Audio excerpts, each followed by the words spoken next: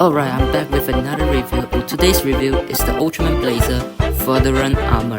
And also, because recently I just watched the new Ultraman Blazar movie, I will be doing a review of that also after this figure. So let's move on to the figure, shall we? This figure is nice with the Fadoran armor on the left, but the leg and the body and the arm, the right arm, is the same plainness as the original figure. However, the new arm actually looks pretty cool if you ask me, even though there isn't any paint on it. But when you zoom in, you can see the details on it, and the back of the body is just the same as the plain one. Now I want to talk about how detailed this arm is, even though there isn't any paint. Look at that sculpture of the phoenix. Damn, that's good. And it continues onto the main body, and wish they could have colored more on the orange to make the color more stand out. So here's a side-by-side with the Ultraman Blazar that I did a review last time, with a fully paint version without the red and the blue but the black instead. And there is a lot of things needs to talk about here. Without the black paint on the main body sculpture, it looks so different without it. However, the main body also have a new part, which is the black smooth line on the beside the Fadoran armor thing. It looks beautiful, but in the original Blazar they don't have it somehow, which sucks. I wish they had it, but it is what it is. The back of the Fadoran armor figure and the original figure looks the same. It's just that I wish that the Fadoran armor back also continues the orange line instead of just a plain grey color. The head sculpture for this is also the same as the original Blazar, and the grey plainness of the Blazar Fadoran armor continues. Here's a side-by-side of this kaiju from the Ultraman Orb movie, which is called Direct Ball Leg. I'll search on Google. Yeah.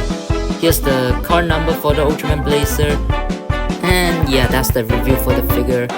Overall, I think this figure is a wonderful job. It's just the lack of paint from the Blazar. Wish Bandai wouldn't continue doing this, and I hope more figures such as the new Ultraman arc somehow has more detail than the Blazar.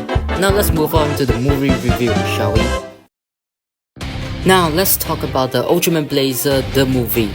So this movie is really interesting. What it stands out is that from what I heard from the director is that the Ultraman Blazar series is the episode 0 of Blazar story, and the movie is basically the first episode of Blazar story. And I kinda like how they wanted to represent that, but in the movie it was fun. I love the humor in it, and also I love the bonding between Gento and his son, and it was quite surprising at the end. I wasn't expecting that. And also the movie kaiju himself, I wouldn't say it's the best, but I love the design himself, but I wouldn't say it's the best compared to Blazar final episode kaiju. But not gonna lie, this kaiju is also great, but it's just not as good as the final episode kaiju. But when they say in the title, the Tokyo Kaiju Showdown, they really meant it. Bunch of kaijus just attacking the city, crazy. And also, not to mention, the theme song for this is really good. But however, the story for me itself is going too quick. Not sure it's just me, but up to you guys. But however, I love this movie. But if you compare all the new generation heroes movie, I wouldn't say it would top up Ultraman Taiga movie, but it definitely get an improve of Ultraman Trigger the movie and Deca movie. Who knows? That's just my opinion. So yeah, that's all for the review, and thank you all for watching. Just subscribe to this channel. Let's hope we get 100 subscribers by the end of the next month. And I'll see you all in the next review. C.Y.B.E.R signing off.